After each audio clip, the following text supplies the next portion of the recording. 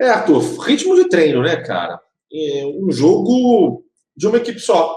Um jogo em que foi um bom teste para alguns jogadores, foi um bom teste para nós, torcedores, darmos mais uma analisada com relação a alguns setores também, a forma como se comportou ao longo de uma partida.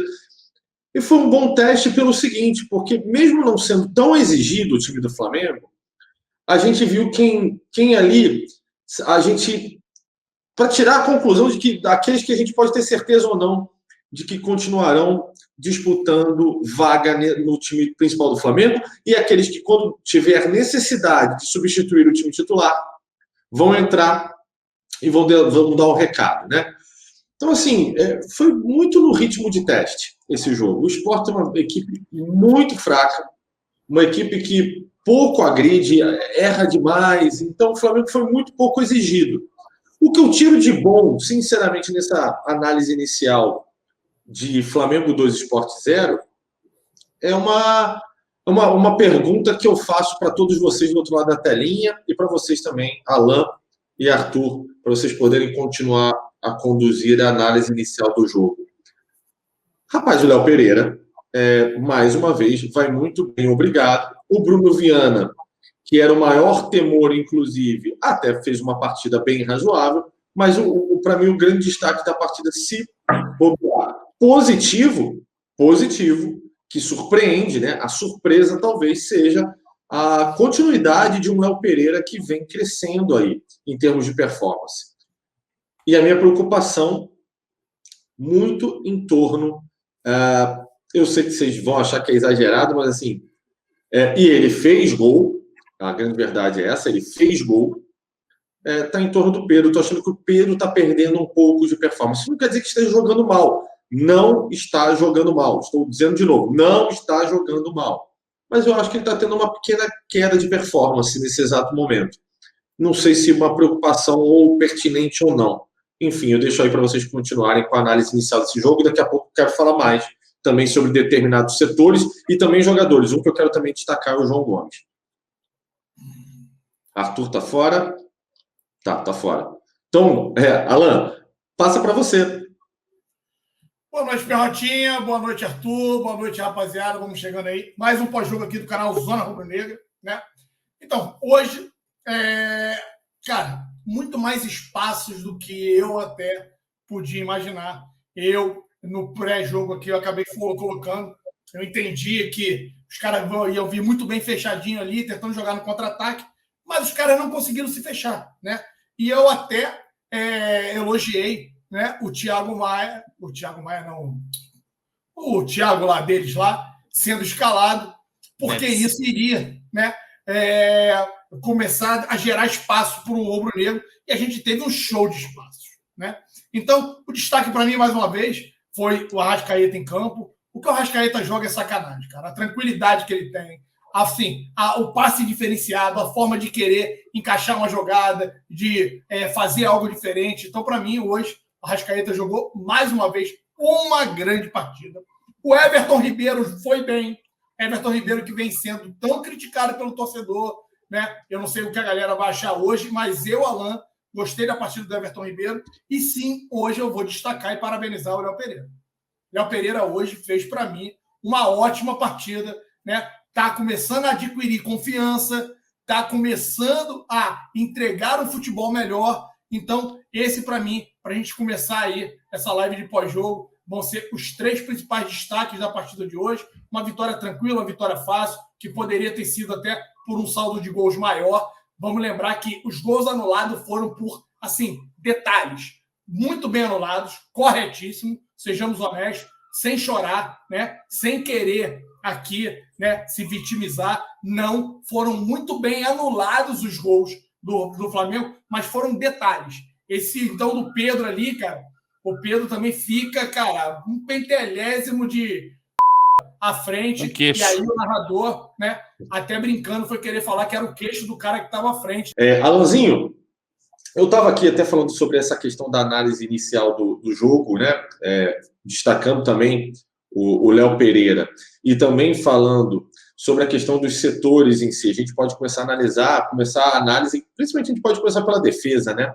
Acho que a defesa hoje, até porque foi muito pouco exigida, já que o Internacional é um time muito fraco. Eu falei no comecinho logo da minha análise que assim, foi quase um teste, um treino, né? O Sport é um time que realmente passa por uma fase terrível. Mas assim, a gente pode fazer algumas pequenas análises com relação ao setor defensivo, desde Diego Alves até os laterais. E acho que assim, no todo, tirando uma pichotada que me preocupa do Diego Alves, aliás, fato é, já deve ser o terceiro ou quarto jogo em sequência que o Diego Alves demonstra alguma insegurança, né? Aquele lance em que ele espalma a bola e a bola vai bater no travessão, em que o Isla... Eu tenho para mim que o Isla acabou até se machucando naquilo ali, né? Mas, no todo, a defesa até se comportou bem. O que você achou? Diego Alves. Eu fiz uma live aqui, já tem uns 3, 4 dias, se eu não me engano, ouvi. falando da necessidade da gente começar a mapear um novo goleiro. Desculpa. Eu fui mexer no canal, eu quis fazer o negócio da notificação e acabei cagando aqui. Desculpa, Alan. Entendi. Você tem um canal vazado, eu sei como é que funciona essa parada aí. Tem uns amigos aí que tem esse problema aí, mas tudo bem. O que acontece? Então, cara, eu já falei que segundo a minha opinião, respeito a opinião de todos vocês, a necessidade do departamento de futebol, lá junto com o SIM, começar a analisar goleiros para poder substituir o Diego Alves. Assim, o contrato dele termina agora em dezembro, e eu, Alan, entendo que pelos valores, a gente tem que agradecer ao Diego Alves por todos os serviços prestados, pela importância que teve em 2019, por toda a importância aí durante toda a trajetória dele do Flamengo, mas chegou a hora de oxigenar. Chegou a hora de trazermos um novo goleiro. E aí, Perrota, sim, estou fechado contigo. Cara, tenho o mesmo ponto de vista, a mesma visão com relação à insegurança que a gente tem visto o Diego Alves se apresentar. Diego Alves era disparado o melhor goleiro com os pés da equipe rubro-negra. Hoje a gente tem visto o Diego Alves tendo dificuldade de matar a bola. Ele mata a bola vindo de cá, sabe? Assim, em 2 tempos, mas assim, ele abre para tentar botar para a perna esquerda e isso leva muito tempo. Dá tempo suficiente para que o adversário consiga abafar. E muitas das vezes, né, a gente está passando sufoco nesse quesito aí com o Diego Alves. Além das saídas de bola errada. Aquele lance que a bola quica ali, não adianta querer colocar a culpa no gramado ali, galera. Na boa, aquilo ali, para mim, ele cai lento e perde o tempo da bola. E assim, ele ainda levanta o cotovelo e consegue, né, ia ser um frango gigante que ele ia tomando. Bruno Henrique e o Ilharão estão fora da partida contra o Ceará, né, Perrotinho? Exatamente. A gente vai ter um desfalque, 2 desfalques bem importantes contra o Ceará na próxima rodada, né? E assim, a falta que o Bruno Henrique fez, a do Ilharão também, a falta que o Bruno Henrique fez, então, para mim, meu Deus do céu, eu olhei e falei, uma carinha de forçada, uma carinha de forçada, assim, eu não vou levar em consideração de que há, de certa maneira, um movimento para forçar um cartão, já que é um jogo contra o Ceará. Cara, o Ceará faz uma boa campanha no Brasileirão, se não me engano, eu não lembro agora qual é a colocação do Ceará no campeonato. 7º ou 8º, Perrotinho. Faz uma boa temporada até então dentro do Campeonato Brasileiro. Dito isso, jogando fora, não vai ser uma partida fácil, galera. E é um desfalque absolutamente sentido. Não tenham dúvidas. Não ter o Bruno Henrique à disposição e o Ilharão para fazer principalmente a proteção à zaga, mais uma vez, o Renato vai ter que, de alguma forma, ao longo da semana, a gente já tem aí um grande desafio na quarta-feira contra o Olímpia. Sim, foi 4-1 o primeiro jogo, sim, cara, só que é Libertadores. Não dá para ficar brincando. Eu sempre vou lembrar vocês, o América do México. Saímos do México com uma placar de 4-2 e, infelizmente, na volta do Maracanã, a gente foi desclassificado naquela performance maravilhosa do Cabanes e terrível de um Flamengo absolutamente parado em campo. Parado, acabado, impressionante. Dito isso, é uma partida logo depois desse Olímpia, importante também para o Brasil. O Flamengo não pode se dar ao luxo, mas de maneira alguma, de perder pontos. O Atlético Mineiro, nesse exato momento, está a 10 pontos de diferença do Flamengo. E não vem dando sinais de que vai fraquejar. principalmente porque também vem contratando reforços pelos quais a gente também vai poder discutir, não só hoje, mas ao longo da semana também, a chegada e as possibilidades de alguns reforços. Mas a gente não pode mais dar mole. Esses 10 pontos, claro, eles não são os 10 pontos, como é que eu posso dizer, verdadeiros, porque o Flamengo tem 2 partidas a menos que o Atlético. Sim, se o Flamengo vence o Atlético Paranaense e vence também o Grêmio, sim, o Flamengo fica somente a 4 pontos do Atlético no momento. Mas assim mesmo, eu continuo a dizer, o Flamengo não pode perder Cida Araújo de maneira alguma, principalmente que estamos chegando ao final do primeiro turno do Campeonato Brasileiro, de perder mais pontos. Eu achei uma boa coletiva, as perguntas muito repetitivas, quase como sempre, né? Quase que já virou uma regra, né? Perguntas em sequência ainda repetitivas, isso me irrita, mas ok, faz parte, infelizmente. O que me chama a atenção, primeira coisa que me chamou a atenção é a questão da maneira do modus operandi que o Renato trabalha agora com relação ao time do Flamengo, né? A gente sabe que ele mesmo, nessa última resposta, mas também principalmente na primeira, ele dá destaque muito ao bate-papo com os jogadores e na confiança que ele passa para cada um deles para que eles desempenhem as suas funções em campo. Confiança tal de dizer, cara, olha, se você está aqui no Flamengo, se chegou aqui no Flamengo, não foi à toa. Você chegou porque você jogou bem onde tinha que jogar, chegou aqui e agora é óbvio que você tem que desempenhar esse futebol. E isso é bastante interessante, visto que fica também sempre claro o pouco tempo de treinamento. Isso para tanto você, Alan, quanto para você, Marcão, aliás, né? Vou passar para o Marcão, porque o Marcão acabou de chegar aqui, agraciando aí, agradecer demais ao Marcão por estar aqui com a gente, né? O Arthur teve um problema técnico, né? E por conta disso o Marcão veio aqui substituí-lo. Obrigado. Irmão, boa noite, é sempre bom estar com você. E você acha que esse modus operandi do Renato, ele literalmente, pelo menos principalmente no começo, surtiu efeito, vem surtindo e você continua vendo futuro nesse tipo de trabalho? Cara, boa noite, né? Boa noite para todo mundo. Boa noite, Alan, Ricardo Perrota, meu amigo, meu irmão. Cara, tô aqui substituindo como um bom Michael, né? Eu vi que tava faltando gente ali. Eu falei, não, deixa eu correr aqui para poder socorrer os amigos aí. Certamente ou o Arthur volta aqui, ou então mais tarde ele faz alguma coisa aí e vida que segue. Bom, com relação ao trabalho do Renato, cara, assim, o Renato é muito pouco afeito a falar de tática. E a gente pode pegar a carreira inteira do Renato, ele não fala tanto. Mas é impossível o time jogar o que joga só com papo, só com trocando ideia com o jogador, né? Onde você gosta de jogar? Eu acho que sim, tem muito um mito que envolve o personagem do Renato, né? Aquele cara da praia, o do futevôlei, o que fala muito, né? O cara cheio de marra e tal, mas tem algumas questões táticas no Flamengo que são importantes de se falar, né? O Pet vem falando muito nisso. Né? O Flamengo tem algumas diferenças táticas já do time do Rogério que a gente já pode perceber. A principal delas, ele priorizou o Arrascaeta vai ser o cara mais favorecido nesse esquema tático dele. O Arrascaeta hoje tiveram jogadas que ele estava na ponta direita e não é que o Everton trocou. Tava o Isla, o Everton e o Arrascaeta lá pela direita. Assim. Então, assim, o Arrascaeta tem uma boa liberdade, né? Ele pode flutuar ali no ataque do Flamengo como ele bem entender e tem dado muito certo. As questões defensivas hoje, muita gente vai falar, mas o Sport é um time muito fraco, né? E realmente é um ataque muito fraco, faz um gol a cada 2 jogos, né? Tem 8 gols agora em 17 jogos, né? Tinha 8 gols em 16 e passou em branco de novo. Mas lembrar que o Flamengo levava um gol por jogo e tanto faz quem fosse o adversário, né? A nossa média era de um gol por jogo. Né? Tem algum trabalho ali tático na questão defensiva também. Acho que o Renato se reveste muito desse mito, dessa questão de ser o boleirão, mas eu acho que tem ali um trabalho tático importante ali por trás. Acho que não tem como você fazer um time como o Flamengo, sei lá, acho que ele já tem 9 jogos pelo Flamengo, né? São 9 jogos com uma derrota. 10 jogos, agora se completou 10 jogos. 10 jogos com uma derrota e, sei lá, 9 vitórias, ele ainda não empatou. Se você pegar aí das vitórias, eu acho que tiveram 2 aí, 3 que não foram goleadas, né? Acho que a primeira do Defensa, a segunda do ABC e agora.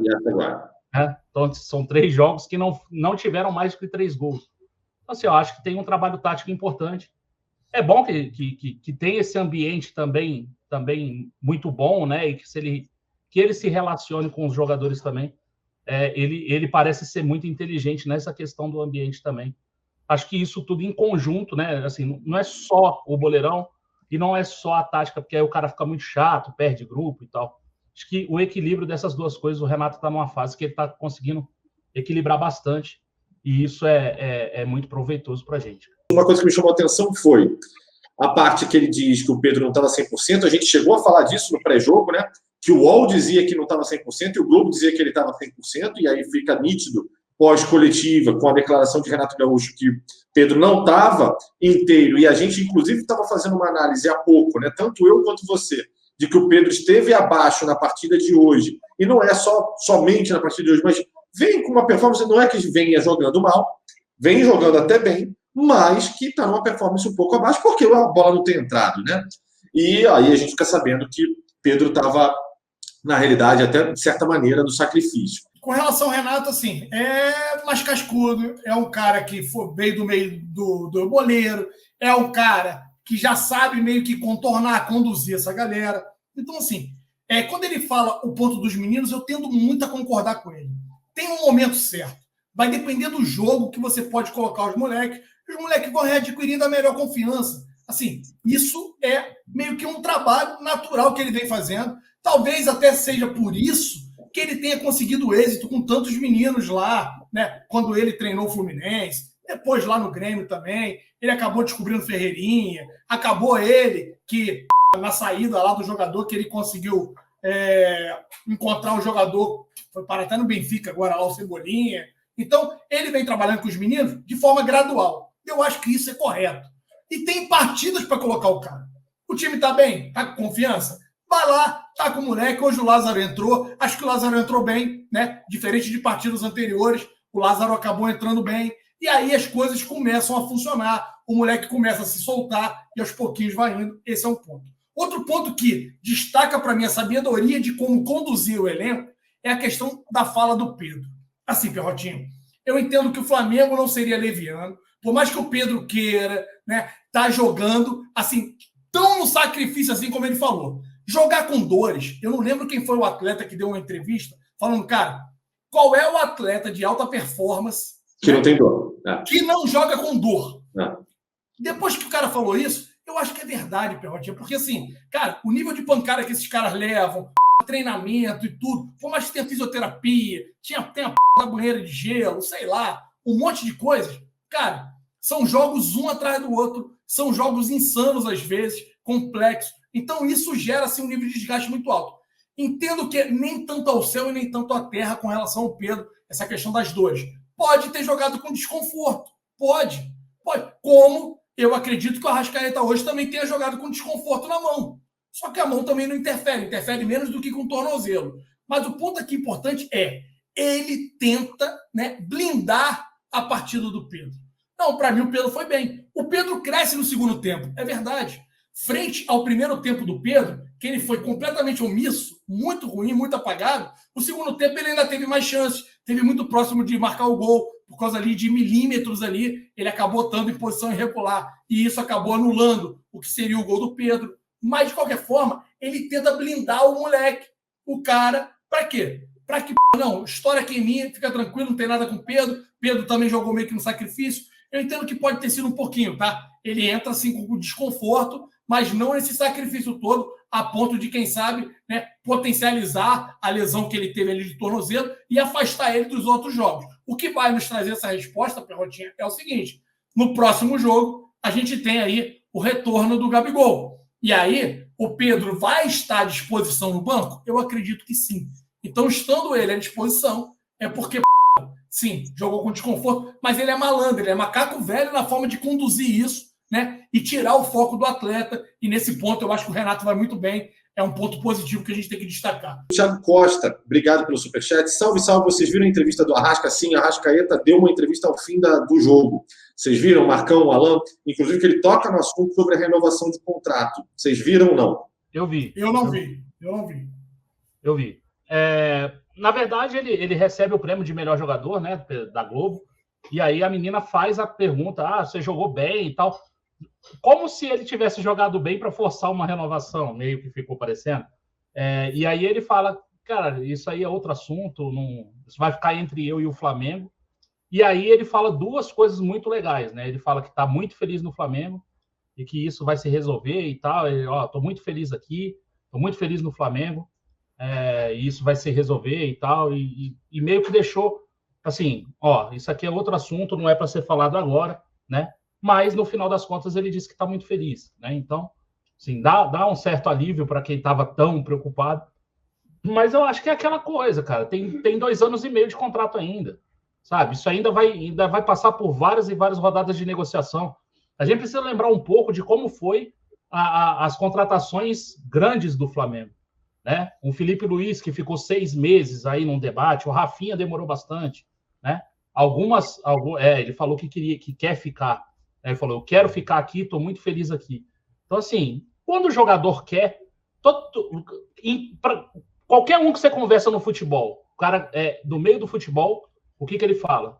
Cara, o jogador comanda a relação aí, aonde ele quer jogar. A vontade do jogador prevalece. Se ele quer jogar aqui, se ele quer ficar aqui, então eu acho que a gente precisa ter um pouco mais de calma. Isso vai ter muita negociação ainda.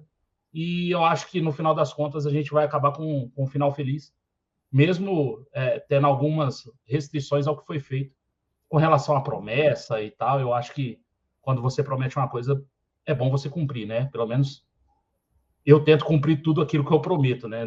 Para não falhar com ninguém, né? Mas é meio complicado. Eu já percebi também. Ele é meio estrábico. Não é nem vesgo, é estrábico. Pô, se ele não fosse, ele ia ser o melhor do mundo. Acho que não interfere. O estrabismo dele é muito leve. E, de qualquer maneira, agora só para... Você agora é analista. Você é analista de estrabismo. Cara, mas eu tenho uma coisa... Eu juro, Alan, isso é uma parada que me incomoda muito. E você sabe que eu já brinquei isso com você. Assim, isso é uma parada que me incomoda demais. Eu não consigo olhar nos olhos da pessoa, inclusive. Eu fico muito incomodado. Principalmente quando é vesgo. Assim, eu falo, Jesus, tadinho. Mas, enfim, vamos lá. Vamos continuar, senão eu vou acabar me encasquetando aqui. Ainda sobre o Arrascaeta, nessa live que eu vi na hora do intervalo do Deco, Papa, Julinho e o Felipe, aí, que até o Alan estava lembrando, eles falam muito sobre a questão seguinte: o Arrasca pintou, óbvio, já começou a pintar aquelas loucuras de mercado, dizer que o Atlético Mineiro já teria sondado o empresário, o staff do Arrascaeta, e pretende fazer uma proposta para o Flamengo. E isso foi refutado pelo próprio Marcos Braz, inclusive, por todos os meninos também, né? O Deco, o Papa, e Júlio e Felipe, e que não há, a informação de dentro do Flamengo não há a menor possibilidade do Arrascaeta sair. Não há intenção do Flamengo em vendê-lo.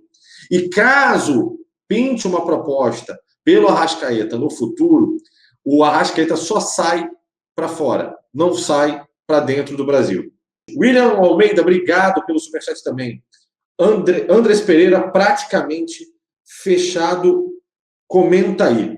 A gente falou um pouco no pré-jogo, vocês querem aproveitar para comentar um pouquinho, Alan, Marcão? Sobre o tá difícil. Sobre o Kennedy, cara, eu acho que ele vai ser utilizado na vaga... Não, Andrés Pereira. Então, sobre o Kennedy, eu acho que é a vaga do Everton Ribeiro. O Andrés Pereira, ele pode jogar em 2 posições. Ele pode jogar tanto na do Gerson, como segundo volante, como ser o tão sonhado substituto do Arrascaeta, né? Ele jogou nas 2 posições nessa passagem internacional dele. Passagem não, né? Porque ele é belga, né? Tem nacionalidade brasileira, mas é belga, começou jogando fora, né? Então, assim, acho que é um jogador que joga numa liga, cara, é a melhor liga do mundo, joga no Big Six, né? Ele joga no Manchester United. Na verdade, a bem da verdade, ele faz uma boa temporada pelo Manchester e depois ele é emprestado também, né? Ele vem de uma temporada de empréstimo da Lazio, onde ele jogou 26 jogos, né? O campeonato italiano tem 38 rodadas também, só que a Lazio não está classificada para nenhuma competição europeia, né? Então seria ali os 38 jogos do campeonato e mais ali os jogos da Copa, se a Lazio for passando, né? Então, assim, acho que a Lazio aí teve aí 40 e poucos jogos na temporada, né? Então, ele joga mais da metade dos jogos da temporada. É um bom jogador, e aí a gente vai precisar ver aonde ele vai ser utilizado aqui no Flamengo. Se ele vai ser utilizado na posição do Gerson, que eu acho hoje mais carente, ou na posição da Arrascaeta. E aí, claro, quando o Arrascaeta for convocado, ele pode ser avançado para jogar ali. E aí a gente entra com outro jogador ali como segundo volante. Eu acho que vai acontecer mais ou menos isso com ele. Se ele realmente vier, ele vai ser titular na função do Gerson hoje, né, como segundo volante.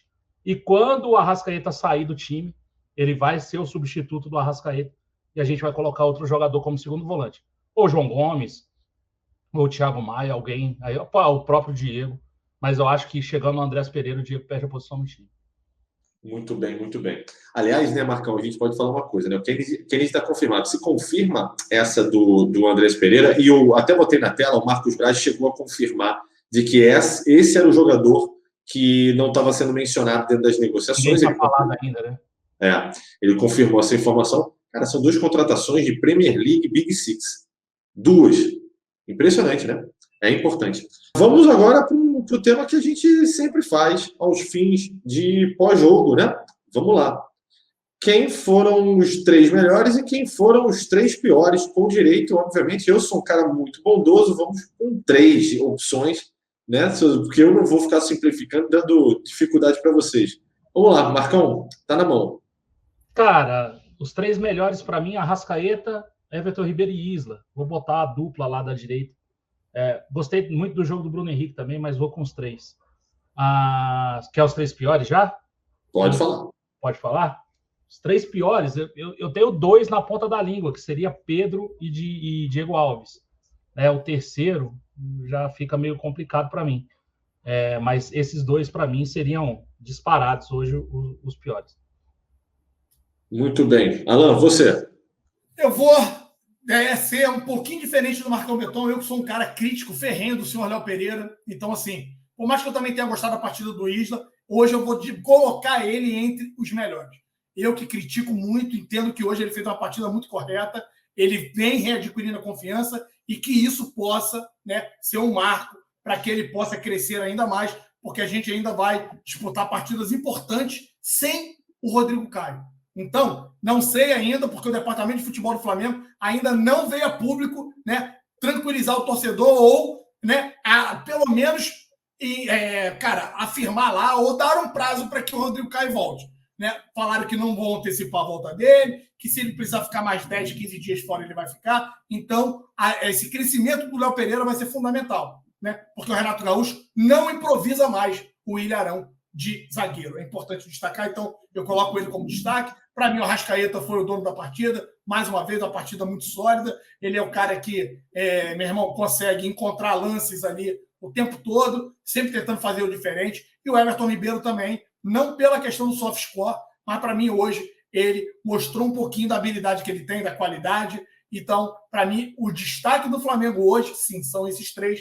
E aí, na contramão disso, Perrotinha, o Pedro, né, por mais que tenha crescido no segundo tempo, ainda precisa readquirir a confiança. Não sei se ainda está chateado com a da medalha. Vou mandar fazer um da medalha e entregar lá no barraco dele lá. Ele pendura aquela no queixo lá, igual os índios pendura. Aí anda com aquela no queixo para ver se ele esquece esse de Olimpíada, né? E começa a focar de novo 100% no Flamengo. Então, o Pedro, para mim, infelizmente, que é um jogador fundamental, um jogador importantíssimo, é um jogador que a gente vai precisar muito, tem que readquirir, sim, a confiança de novo, tem que voltar para uma boa fase. Então, o Pedro hoje foi o destaque negativo. Diego Alves, para mim, está me transmitindo insegurança, sim. O Diego Alves hoje, mais uma vez, me deixou inseguro. Então, espero que ele possa se tranquilizar. Não sei o que está acontecendo. É um outro ponto importante que a gente tem que destacar e acompanhar aí, porque faz parte. De novo, toda equipe campeã começa com um grande goleiro e a gente, nos jogos decisivos, vai precisar de um grande goleiro e torço para que ele possa nos representar nesses momentos aí, né, que a gente vai ter pela frente. E aí, um terceiro, Marcão Beton e Ricardo Perrota, eu vou colocar, né, o do Thiago Neves. Não é do Flamengo, mas eu vou botar nele, porque ele foi um cara, né, que falou que o Arrascaeta é uma pessoa muito, mas muito, né, reservada. E tímida. Como não tem no Flamengo, né, eu vou acabar colocando naquele que deixou espaços para gente no primeiro tempo maravilhosos. Eu já havia alertado no pré-jogo, né? Aquele ali já passou da idade de se aposentar, mas está sempre de olho grande, querendo morder dinheiro ainda, às custas dos bobos. Então, eu vou colocar ele por não ter outro, né, do Flamengo para colocar, Bernardinho. Rapaz, o Thiago Neves ganhando o salário dele integral em dia, ele já é um cara meio problemático. O Thiago Neves recebendo 30% do salário, irmão, você pode ter certeza que vai ter muito espaço no campo, irmão. Vai ter uma avenida para tu jogar. Isso é a cara do Thiago Neves.